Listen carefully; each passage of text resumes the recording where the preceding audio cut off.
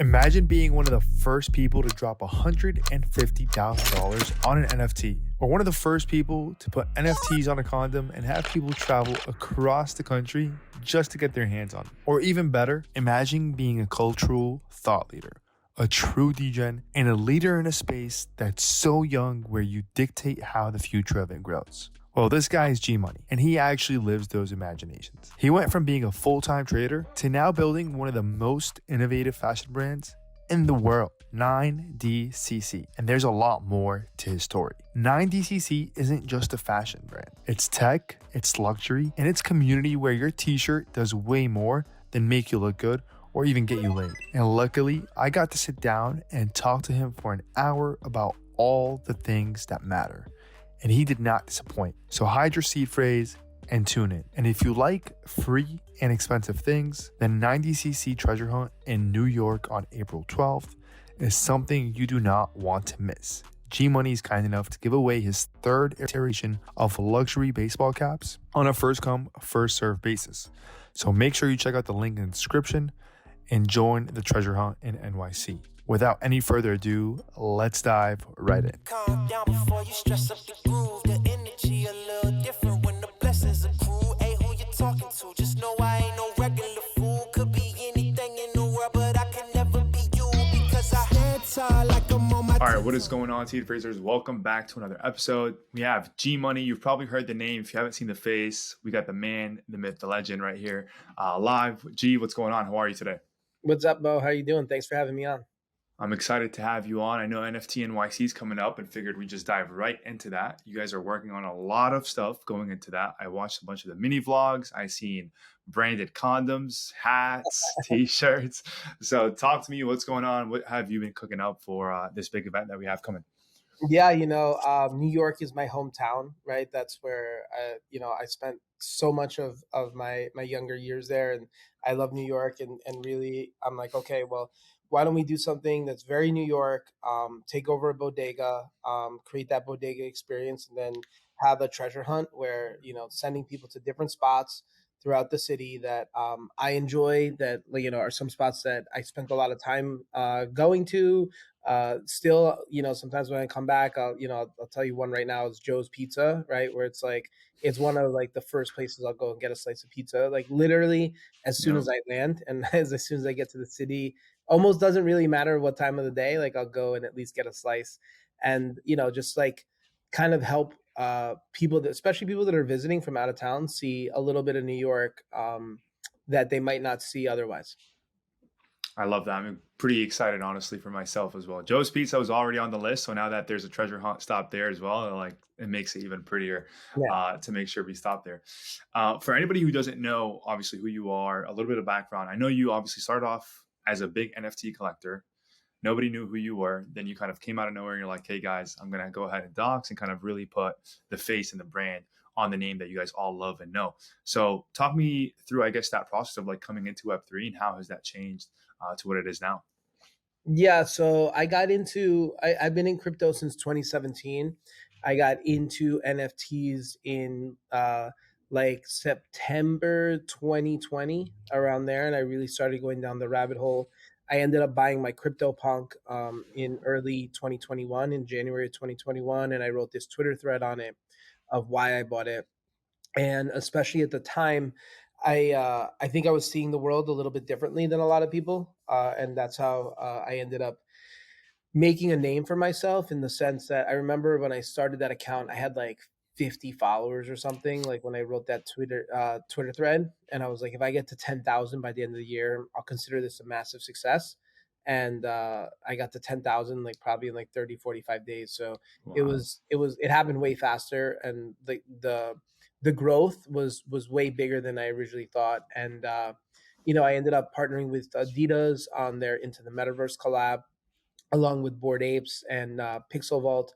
And we did that, and it was at that point that I was like, I remember when I first came into the space, I originally wanted to start a metaverse fashion company because I was playing Fortnite at the beginning of quarantine, and I realized how much kids were spending on what they look like. And I was like, well, that's the future of fashion, is going to be digital. And I really wanted to build something like that. And I just figured in 2020 it was just too early. I just didn't think enough people were hanging out in metaverses that they'd want to buy clothes for the metaverse. So I said I'm going to collect. I'm going to make a name for myself as a collector and a curator and a tastemaker. And when the time comes, I'm going to start building what I want to do and what I want to see.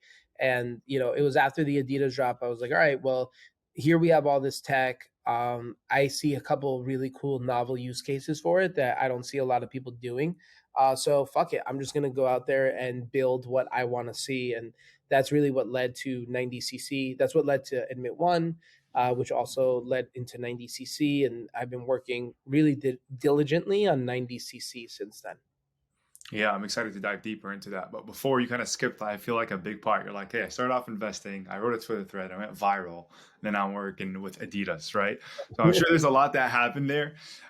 If you were to like pick and choose, I guess, specific milestones or events that happened that really helped accelerate that journey for you in Web3, what would you like kind of pinpoint them as?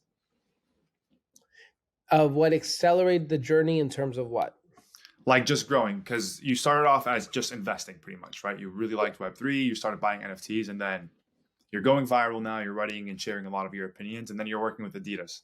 So what happened, would you say, like between, these events or throughout that time period that you were really like, okay, this is really getting me more interesting. Now I'm starting to get more recognition. Like what were the main factors there? I think I just had a very different point of view than most people at the time. And I mean, you have to remember when I bought my ape, I spent $150,000 on it, and that was the most amount of money that somebody had spent on a CryptoPunk. And if you go back and you look at the replies to that original Twitter thread, people were like, "Right click save, you're an idiot. I can't believe you did this." Right today, it's if somebody spends $150,000 on an NFT, nobody bats an eye. They're like, yeah, whatever, right? Because there's so many big 6-figure and 7-figure sales now. But at that time, that was a monster sale. And I think that that really started to open up people's eyes as to like, whoa, like these aren't just worthless JPEGs anymore. There might be something here. And I think I was able to describe it in a way that started making sense to a lot of people, where before that they were just like, oh yeah, NFTs are dumb, I don't get it, to being like, oh, okay, maybe I don't I don't see the value, but I might understand why you might see the value. And that I think is the first step, right? Of being like, okay, like not everybody is gonna, think buying a Lamborghini is worth it or buying whatever brand is worth it, but they have to first understand why somebody might find it valuable. And that's really, I think, one of the key things that I did was I was able to kind of mention it in layman's terms, and I was able to make it very relatable to a lot of people, and I was just seeing the space differently, right? Like I just think that um, I was following a ton of crypto Twitter accounts at the time, and these are people very prolific in crypto and understanding of the tech, but they didn't understand the cultural side of things. And I think I understood both of them, and I was able to marry them together. And I think that that's why I think my account and my work resonated with a lot of people. Yeah, I can definitely resonate to kind of how you described it as well. Because for me, it's like when I first came across NFTs, I think one of the first sites was NBA Top Shot. And then I remember seeing like Artifact sells out shoes for like $7 or $3 million on CNBC. I was watching Squawk in the Box and it just kind of shows up right there. I'm like, what the hell is going on? I'm like, I don't have to know why people are buying it. But if people are buying it and there's that much money involved, then why wouldn't I get involved and try to sell these things as well? Especially coming from like a streetwear and fashion culture as well, right? Like being able to flip shoes growing up. So it made all the sense to me. Did you do that a lot growing up? Yeah, so when I came back from Syria to America, my sophomore year in high school here, the first thing that came to mind, I seen people like just lining up for Jordans pretty much at Foot Locker and other stores, and I'm like, okay, I need to start my own business. I need to start making some money, so let me just go ahead and start standing in line.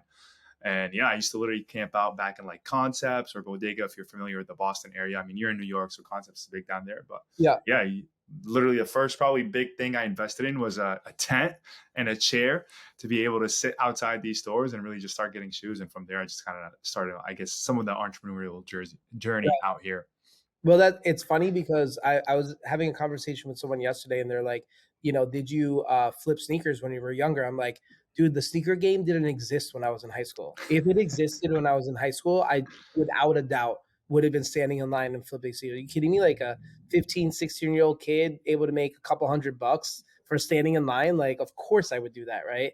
And figure out how to make a business out of it. So I respect the hustle for sure. Appreciate that. Appreciate that. Walk me through, I guess, because you're kind of already creating some type of aftermarket effect with 9DCC specifically, right? So walk me through how you're kind of structuring that. Tell me more about how 9DCC came to life, and then obviously some of the vision for it. Yeah. So, it, like I said, after the Adidas drop, there was, I felt like a void in the market that I just figured nobody was solving, so I might as well do it. One was there wasn't an aesthetic that I would want to wear, right? So I felt like a lot of the aesthetic, cool, different demographics, but I'm known as Gmoney, the CryptoPunk ape on the internet. That doesn't necessarily mean I want to walk around with a big picture of my CryptoPunk on my chest, right?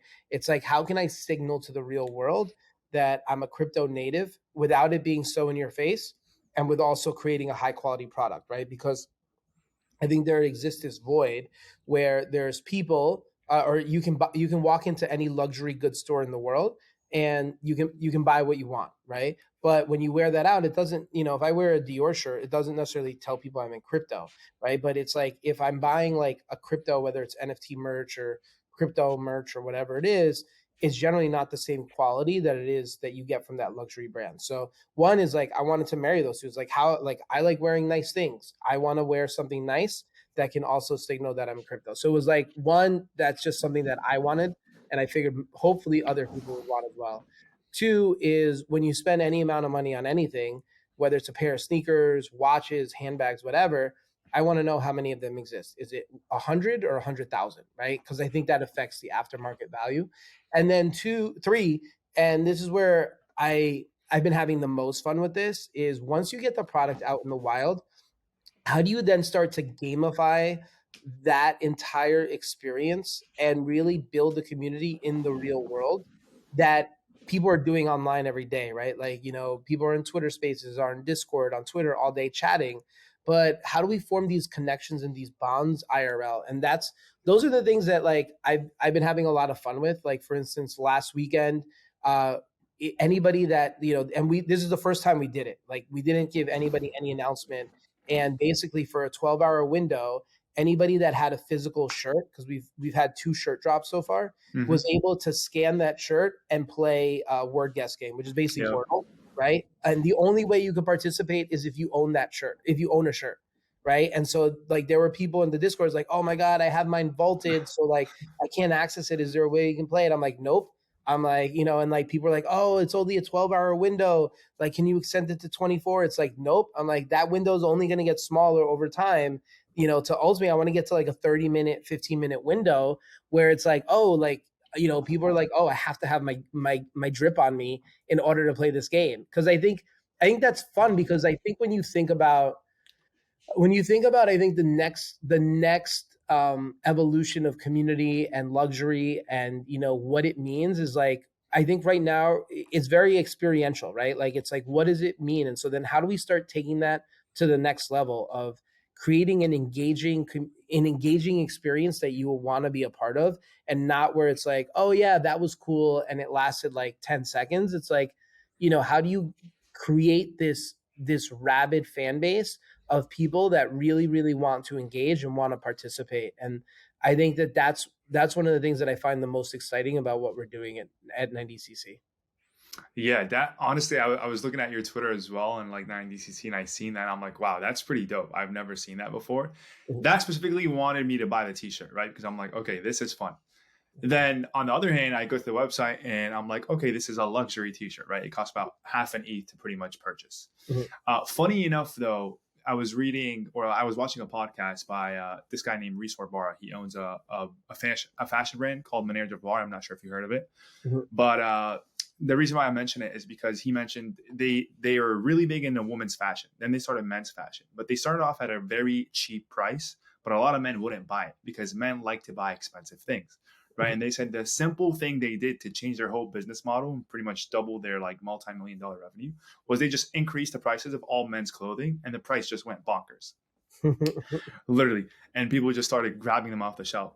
So I say that to say, I'm like, okay, this is expensive. So one, it's exclusive, right? Not everybody can get it, but it also has tech inside of it. So now that makes me want to purchase it. But for people who don't understand how cool the idea of obviously mixing like luxury with Web3, what would you say is like more future stuff that they can look forward to? Let's say if they're not interested in the specific gamification aspect for their clothes, at least. I mean, I think one is, I think if you're a crypto native, right? And like, Yeah, it's like, how do you, like, when Mo, like when you go out, right? Like, how will you show to people that you're in Web3?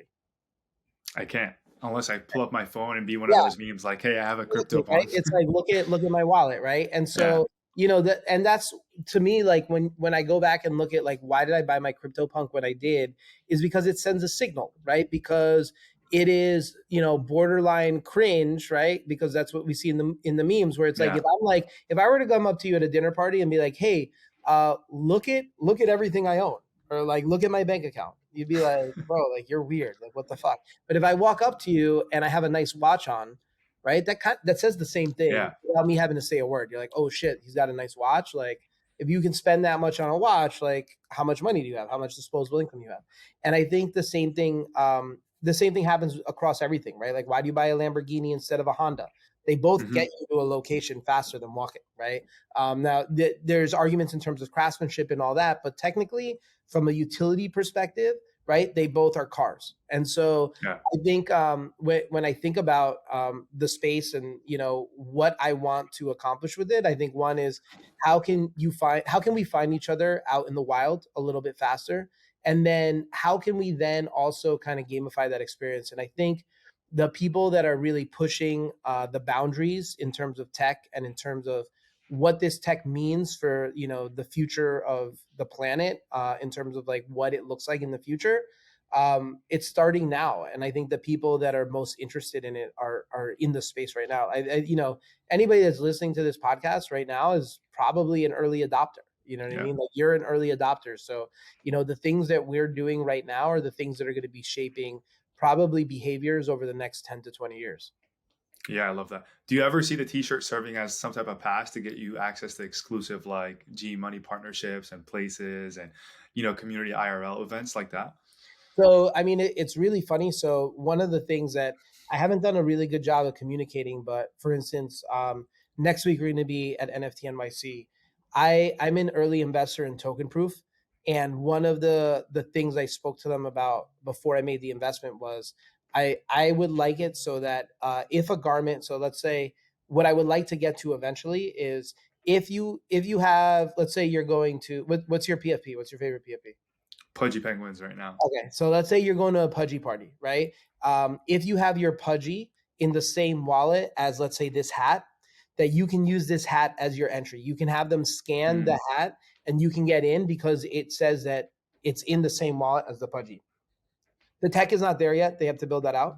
But what you can do right now is if it's a token proof party, you can go in, you can get in with the token proof, and then within 10 minutes of getting in, you can scan the NFC chip on your hat, and then you'll get credit for wearing the hat at the party, right? wow. So because and then that goes back to us, and then you will get network points within the 90cc community for wearing the hat at the party, right? Because ultimately, right, like I want brand ambassadors. I want people that will be going to like cool parties, that will be having a good time, that will be repping the brand, right? And so now if all of a sudden I can incentivize you to wear it to like your favorite places and your favorite parties, then guess what? Maybe at the end of the year, you get invited to like a special dinner with me, or, like have some sort of experiences that maybe money can't buy, or, access to a limited edition drop, like all these things that I think start to become super compelling and valuable over time. But it's really, we're just laying the groundwork for that now. My brain just went, wow. I'm like, dude, that's crazy. Is there anybody else doing something like this? Or the idea just kind of came to you and you're like, hey, this I is like mean, where I want this to end up? well, I mean, I'm sure there's people that are, I'm sure, thinking about this. I'm sure there's going to be a lot of fast follows, but I literally am like, well, I want to do this. The tech exists.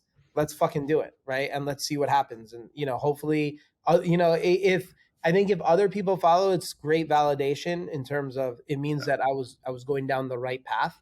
That other people are like, oh, that's a really good idea. I want to do the same thing. And if it doesn't work, then that means maybe we need to tweak something else and like maybe like tweak one little thing, and then that's where you find like the right formula. But I know we're doing a lot of things, which sometimes makes it a little difficult on the messaging side of like, dude, like what the fuck, like you have to talk about all these different points, but I want to get it out there. And I just like, I'm hoping like, even like you, like, I'm hoping that like you pick up a hat next week and then you were like, well, fuck this. Like, I really enjoy being part of this community. You can, just by owning the hat and you bring the hat, you scan the hat into your wallet, then you can hop in the Discord and you can start hanging out with other people in the community. Right. And it's like, I think that what I'm trying to build is something that's ultimately bigger that I don't really like the tribalism that's happening in crypto where, depending on your PFP, like you hate certain PFPs and you hate, you know what I mean? Like, I just don't like that. It's like, listen, we're all fighting the good fight together. We should all be one brand under crypto. And that's what I'm hoping 90cc could become. Do you find it hard of the idea of mixing clothing and Web3? And do you feel like it's any type of block in terms of being able to expand to like the Web2 audience at all? No, I think that, I think if anything, by doing fashion and clothing, it makes it easier for people to understand it, right? Because conceptually, you understand clothes, right? Like, Yep. and you understand that you're not going to buy one T-shirt for the rest of your life, right? And that it's going to get worn again. So I find, I think a lot of PFP projects are in an interesting spot where they have to figure out how do you expand the user base and make it so that more people can join without necessarily diluting the original collection, right? And I think that's hard, right? Because if Pudgies were to increase supply by 40,000 assets tomorrow, the price of Pudgies maybe goes down, right? Because Yep. like incremental demand will go out further in different collections. So I think that you have to be very careful about what you're going to do. And I think as a clothing brand, you're like, all right, well, I'm not only going to make 1,000 hats, right? Like that would be crazy to think that a Yeah. brand would only make 1,000 hats. It's like, all right, well, maybe he only makes 800 of this color, right? Or maybe he makes 800 every year of this color, right? And it's like, and I think there's different ways you can play with it, and people understand that, right? For the same reason that from all these different fashion brands, like let's say this Supreme, the original box logo, right? Yep. Like Supreme puts out logo tees every fucking week, right? But only certain ones of them like really matter in terms of like the collectability standpoint. But still, there'll be ones where I'm like, I walk into the Supreme store and I'm like, oh, I like that design, I'm gonna buy that, right? And I don't buy it just because I think it's going to go up in value, right? There's going to be certain pieces that I think you buy because it goes up in value, and then other pieces that you like because it's like, oh, I just like the aesthetic design of it, right? So I think that makes it a little more comprehensible, understandable to people outside of the space, and it helps them wrap their heads around like, oh, it's just NFTs are not just pictures of animals on the internet. It's like it's way bigger than that. Yeah, absolutely. And I think people are starting to get to a point now where they're understanding that, hey, it's not just that. Like, what else can this NFT do? One thing I seen you mention actually on the Building in Public series was like, hey, I want to make a T-shirt that essentially maybe at one point you can lock up some ETH so you don't become one of those memes like, bro, I sold too early. Is that coming anytime soon? Can we get some alpha here, a teaser? When do you think you can implement something like that? I would like to do it before the end of the year. That'd be dope. I'm sure a lot of people probably mentioned that, right? Did a lot of people as well catch that and you're like, yo, I need to buy some 90cc tees now? So, it's funny because Peter sent that over to me before they went live with it. And I was like, fuck, man. I'm like, I didn't want to share that. I'm like, but yeah, whatever. Let's just share it because I wanted to surprise people with it. But I mean, listen, I think there's a lot of cool and interesting things you can do with the tech. And I've already thought of like 2 or 3 iterations on what I said about the locking ETH in a shirt that I think can make it even more compelling and more fun of a game. So, I that's why I was kind of like, all right, like let it float out there. Let's see what people's reaction is. But it's like, I do think that's a fun and cool way to use the tech. That's like, never been done before. Like when have you ever been able to buy a t-shirt and like be and like whole like have like a forced investment, right? Like I think that's pretty cool. And it's like maybe other people think it's cool, and what does that lead to in the future? So I'm always thinking of like cool and crazy things. Like we'll always like we'll have a call every few weeks of like what is the craziest thing that you can think of, and then like let's try to think of how we can do it. Has there been like anything that comes up that's like way too crazy and you're like, we're gonna need a few years to get there? um I mean, not really. Like, I guess like there's certain things where it's like, all right, the tech is not there just yet, but like, I mean, it could be a few years. Could also be a few months, right? With the advent of AI now, like, I mean, I'm sure within 3 months, we're all going to be able to create our own like iPhone apps within like a Yeah. day, right? Yeah, that'll be crazy. Are you using AI by any chance to like anything? I would I assume. am. I use Midjourney a lot on mood boards. Mhm. The mood board that we started off with for the pop up we did at Art Basel was all like I was just fucking around on Midjourney, and I was like, okay, Nice. like this is what I want it to look like, and that's where we started everything. ChatGPT I've been fucking around with as well with like data and stuff. So I mean, it's been really cool. I've been like doing like some generative art stuff with ChatGPT, just trying to understand how to make generative art. It's been fun. I wish I had more time to fuck around with it, but I mean, I think AI, anybody that's not embracing AI is going to get left in the dust, and you have to try your hardest to integrate it into whatever it is that you're doing. Yeah, absolutely. Let me ask you this: if you were to pick AI or crypto, and which one of them is going to have a bigger impact on the world and like more utility, I guess, which one would you say it would be? I think they go hand in hand. I think that in a world where you can create anything on demand in a matter of seconds, you're going to need some sort of provenance, right? Of saying, like, if you and I put in like the same prompt at the same time, like, technically, who made it first? Probably the person that like recorded it to a decentralized ledger first. So I do think they'll probably end up going like, I mean, I'll use the example of I think in the last 2-3 weeks there have been headlines that I've seen on Twitter or photos like, the Pope in dripped out Montclair, I that see that. Donald Trump getting arrested, and there've been like a couple others where I mean those were fakes, but there were a couple others that like I'm like, is this a real headline or a fake headline? And I had to go to Google to like fact check whether it was real. So we're gonna be living in a world where like this video at some point you're probably going to have to sign with your wallet, right, with an ID of some sort, that this video is real, and I'll probably have to sign as well to prove that it really was me and not talking to some AI version of me, which is pretty crazy. But I think that because like that's the only real way. Like, how can you verify that it was me outside of me signing it, right, and outside of you signing it? And I think so, I That's think they're going to go hand in hand for that. Yeah, that's actually pretty crazy to think about. Like the idea of like, hey, unless it came from my wallet with my like verified domain that is public and accessible to everybody, then it's probably not me. It's like this is going to get really tricky online. Right. Because like I mean, we're probably 12 months away from either one of us being able, like, definitely 12 months, maybe even 6 months away from one of us being able to fake this entire video. Yeah.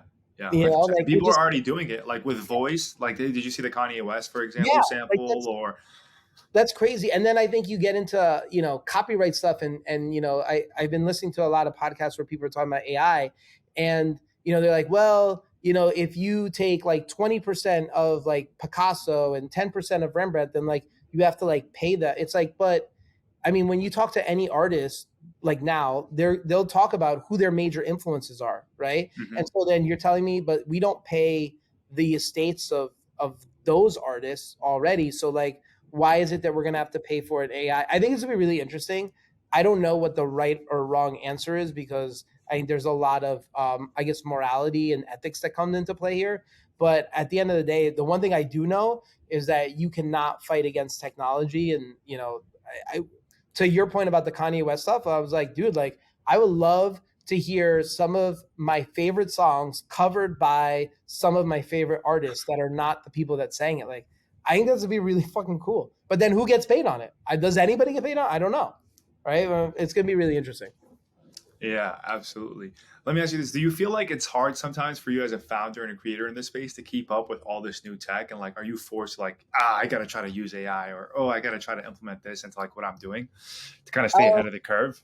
I don't say I'm naturally inquisitive, which is why I think I ended up in crypto when I ended up in crypto. Like the first time I saw Bitcoin, it was $27. And I spent Wow. 6 hours trying to figure out how to buy it, and I couldn't figure out how to buy it. And then I was like, fuck it, I'll buy it like next week. And then like it ran up to $1,000, and and then like I stayed. It went up to 1,000, then it pulled back to 200. I'm like, whatever. Like that was the bubble. And then when it got back above 1,000, it really caught my eye because I'm like, I was trading. I was a full time trader for 15 years. So as a student of market history and market dynamics, when you get a blow off top, like that's not a very interesting, compelling chart to look at, Mm-hmm. because it's like, all right, somebody now latched onto a narrative. A lot of other people latched onto that narrative. It obviously wasn't sustainable. Now, when you get that blow off top and then things come back and then they rebase and then you get back to that same price action, that to me is really compelling, because then that means there has to be a bigger story here. That why else is the price coming back up here? There has to be a reason, and that's when I'll really dig deep. So I think when I see all these tools, like I'm a little overwhelmed because new stuff comes out every day, but I'm also really excited. I'm like, dude, I want to 10x my productivity and do it with like really cool cutting edge tech. And I even told my business partner that I used to trade with, when the first time I used ChatGPT, I was like, dude, because I was trying to automate my trading for a few years.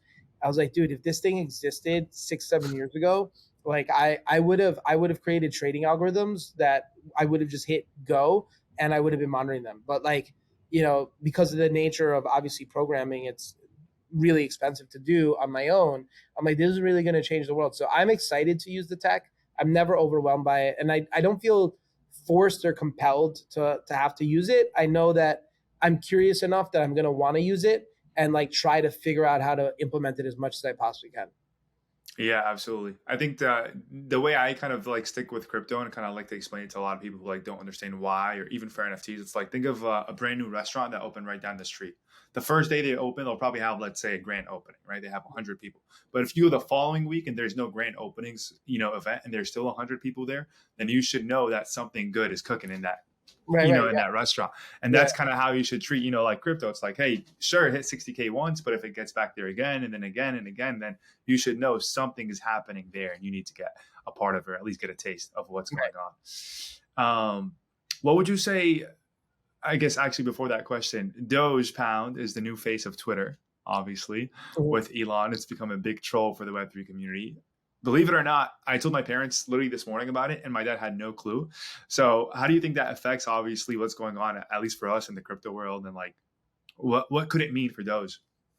I to be perfectly honest, your guess is as good as mine. I think ultimately, I mean, I don't know what you think on this, but I think Elon buying Twitter puts Twitter as probably the platform that I want to bet on over the next decade in terms of where I want to build my following and content and my engagement, right? Because, like, listen, I've spent a lot of time building up my Instagram following, but Instagram is pay to play, man. Like Facebook is very pay to play, where your account's not growing unless you're spending on advertising, which is really fucked up. But, I think Twitter, because it was so poorly run for such a long time, I think the fact that you bring Elon on, the fact that he is starting with Doge, to me, that's like bullish crypto. It's like, how cool would it be if like I could tip you, like if I could send you tokens on Twitter, right? Like that'd be really fucking cool and seamless, right? And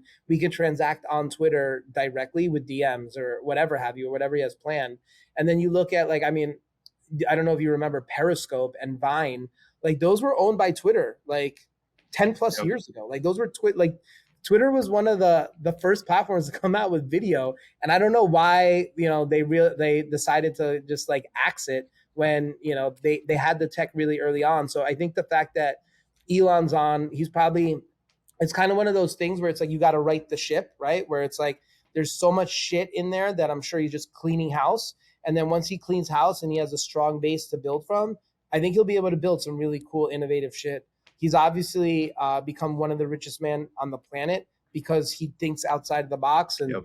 I mean, he's founded and been able to lead a lot of people to build a lot of cool shit. So I'm bullish on Elon personally, because I do think that he's probably one of the best outside of the box thinkers. So the fact that he made the logo, the Doge dog,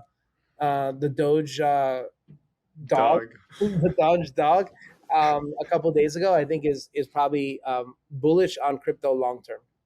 Yeah, I think my only fear for me is like he trolls it so much that it just becomes a joke, right? It's like imagine just poking at crypto, for example, for so long and like NFT for so long that people are like, it's just him trolling again, right? It's like, But I don't know.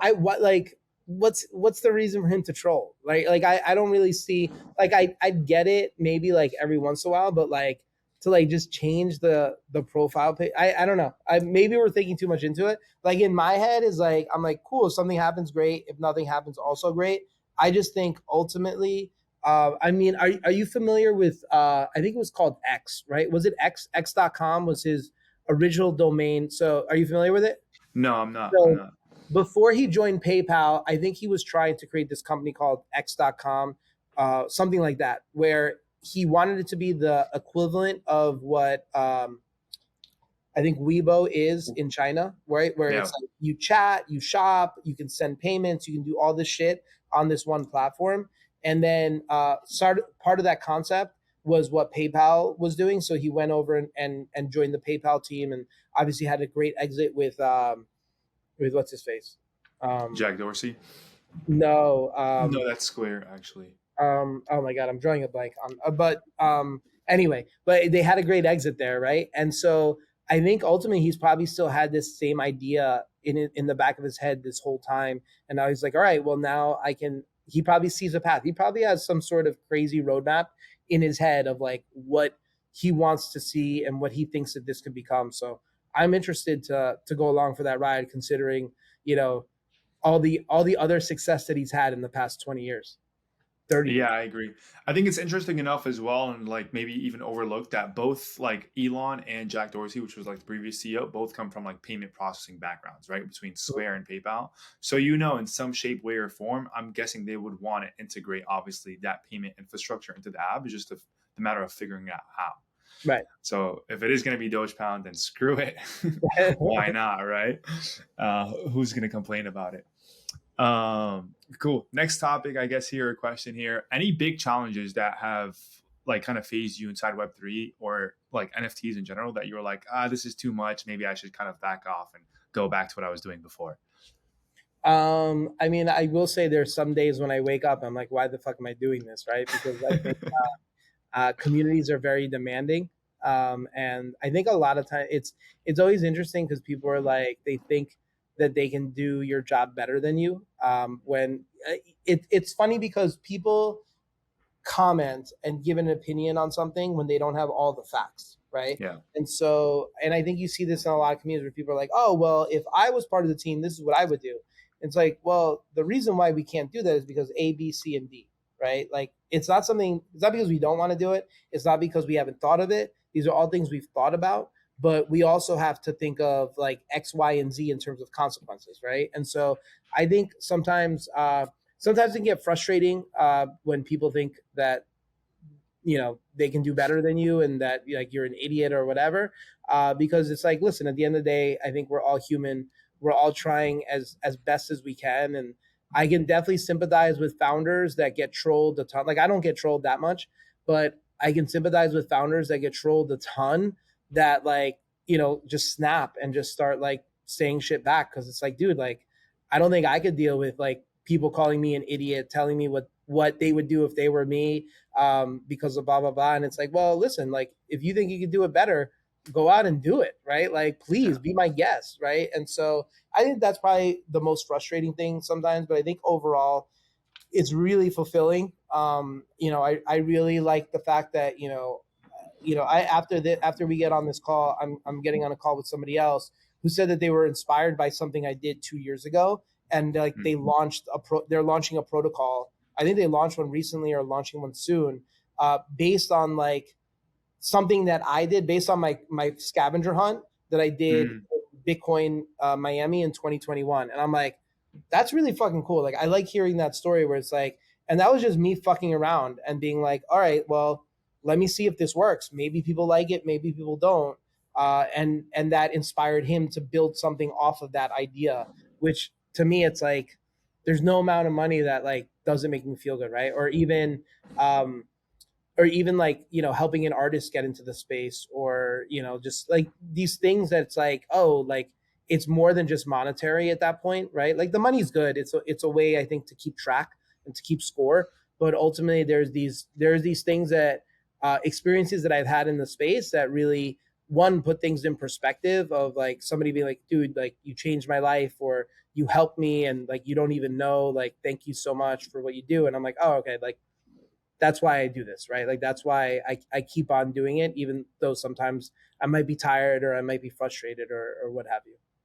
Yeah, I love that. And it's funny that you say that because, like me, as I guess investor and collector, and like somebody who's in space all the time, I completely see that happening all the time. But it's like you got to understand, if you could play LeBron James' position, you would be the person on the screen or on the court. You wouldn't be the guy telling him what to do, right? And if LeBron had to answer every single fan and of saying, "Hey, cross him over, go to the rim, or shoot this ball," then he would never be LeBron James, Right? right? Exactly. So it's like you just have to kind of understand that perfect balance between being, you know, the fan and the holder and the collector, and obviously letting the founder get the credibility and the freedom they want, which I think a lot of people still have a very hard time understanding. Between Admit One, obviously, that I feel like we haven't talked about it too much, and 9DCC, do you see any type of correlation coming, obviously, as you kind of start ramping up things on the other side of the business there, or Yeah. anything? So Admit One is like the premier access to the entire 90cc ecosystem, right? And also anything that might not necessarily fall within 90cc, right? Like Admit One is just like the tier one asset. So we basically launched network points last week, which I think is going to take some time for people to understand. But I think ultimately what it's meant to do is, how do we find our most engaged community members, right? And then find a way to reward them, right? Because I think when you look at current loyalty rewards programs in the legacy world, is one, they're not composable, and two, is all they do is identify people that spend the most money. Now, Yeah. finding people that spend a lot of money, that's fine. That's probably easy. We already have systems for that in place. But like, I'm really interested in finding that kid that wears Supreme head to toe every day. Yeah.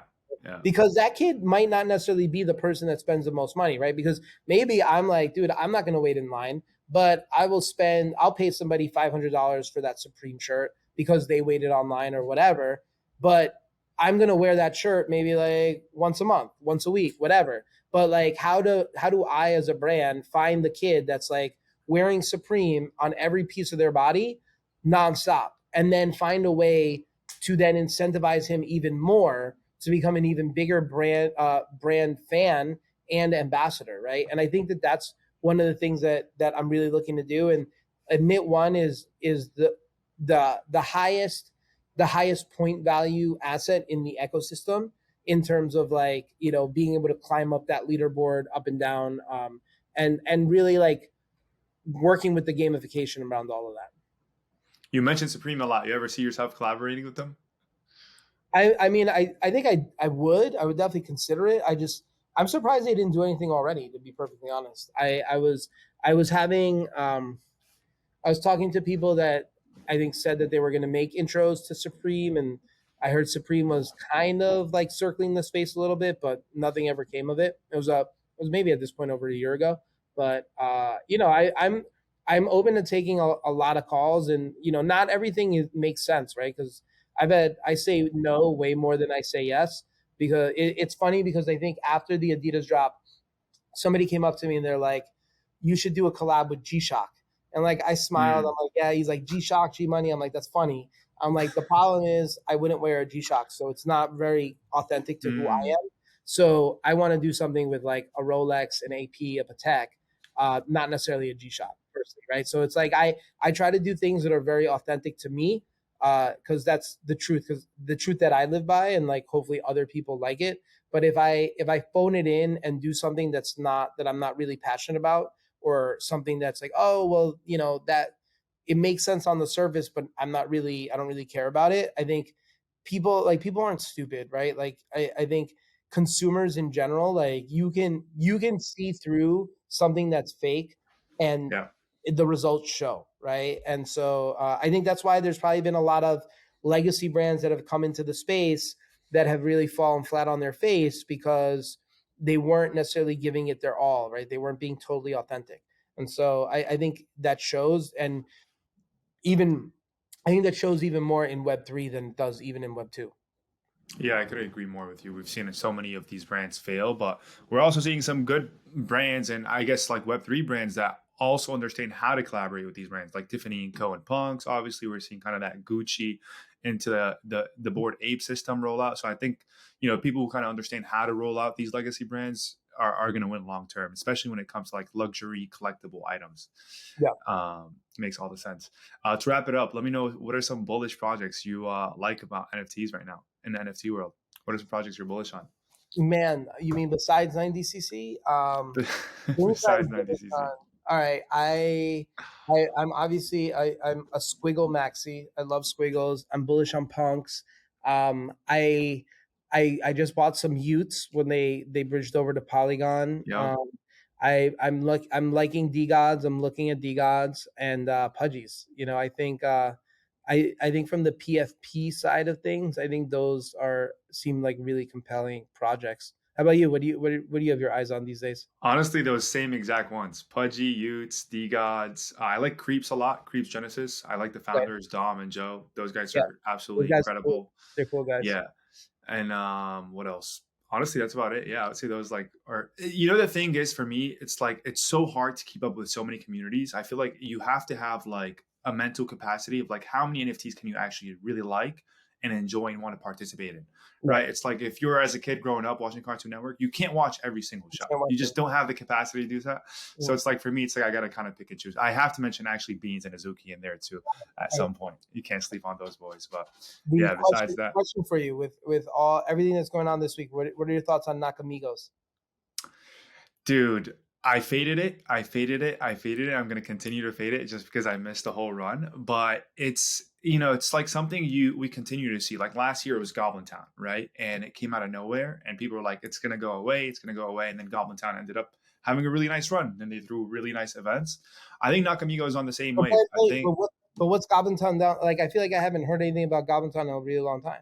I haven't either, but I know there's still a community because I see on my timeline sometimes every now and then. Really? Search it up as we're all together. Let's see. Over or under half an ETH?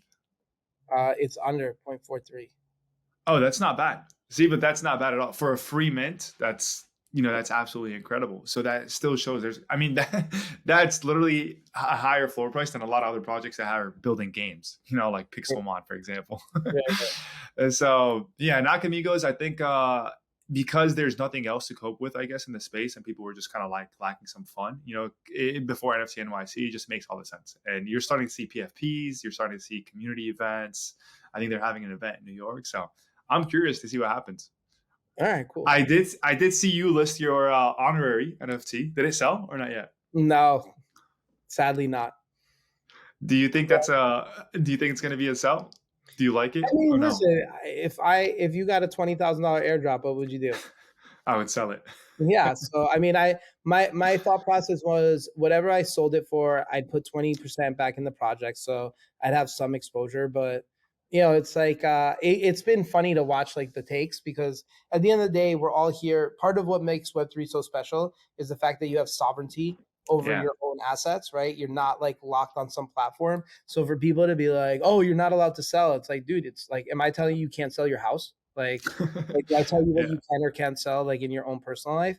No. So like, it's the same thing in crypto, right? It's like, it's my property, whether, and like they airdropped it to me for free, that I never spoke to them or anything. It was just like, yeah, I'll take it and I'll reinvest some of it back. And I like the memes. I'm not fading it by any chance. Like I hope it goes back up to like a 2 ETH floor, so then I could sell my honorary, right? And then And I'll Farouk gets his face tattooed on somebody's ass, I heard too. yeah, exactly, right? Like that would be incredible. So, but I just think from a intellectual and philosophical point of view, I just laugh because it's like people um it's like that's the whole point of why we're here, right? Is because we have the freedom to do what we want because it's our property, and not where it's like, oh, well, you violate the terms of service, so we confiscate all your assets and whatever. So I just think from a philosophical perspective, I don't agree with those takes of not selling your honorary.